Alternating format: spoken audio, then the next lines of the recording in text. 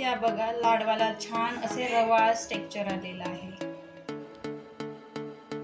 नमस्कार, मी सीमाच रेसिपीमध्ये तुम्हा सर्वांचे खूप खूप स्वागत आहे। आज आपण बनवणार आहोत बेसनचे लाडू। त्यासाठी मी इथे घेतले आहे बेसन अर्धा किलो, साखर बारीक करून घेतली आहे, 200 ग्रॅम तूप घेतले, मनुके, काजू आणि वेलची पावडर। इथे आपण जेवढे बेसन घेतले आहे त्याच्या अर्ध्या प्रमाणात साखर घ्यायची आहे आपल्याला।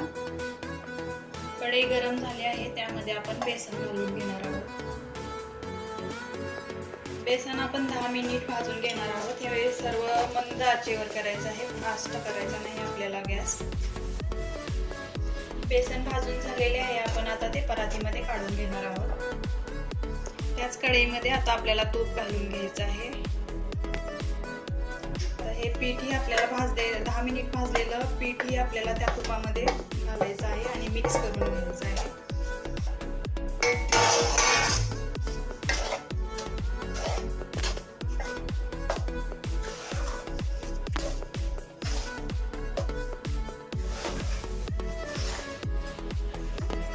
हे आपल्याला 10 ते 15 मिनिट मंद गॅसवरती भाजून घ्यायचं आहे। तूप टाकल्यानंतर आपण जे प्रमाण घेतलेलं आहे तुपाचं ते अगदी बरोबर आहे। हे आपल्याला आता परातीत काढून घ्यायचं आहे आणि थंड करून घ्यायचं आहे। पीठ आता कोमट झालेलं आहे, त्यामध्ये आपण आता साखर घालून घेणार आहोत।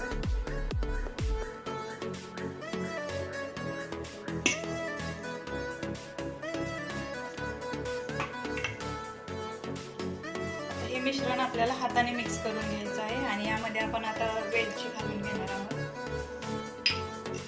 इथे पाहू शकता टेक्स्चर ही खूप छान आलेला आहे आणि कलर ही खूप सुंदर आलेला आहे। अशा पद्धतीने हे आपलं लाडूचं मिक्सर तयार आहे। आता आपण ह्याचे एकसारखे लाडू बनवून घेऊयात, असे छोटे छोटे बनवून घ्यायचे। किती छान असे लाडू वळले जात आहेत।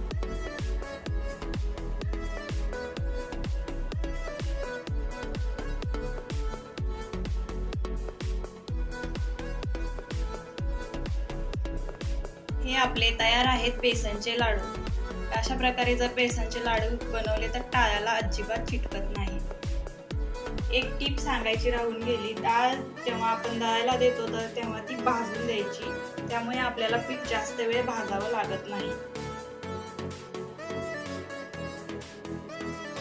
व्हिडिओ आवडल्यास लाईक, शेअर आणि सबस्क्राईब करा। Thank you for watching video.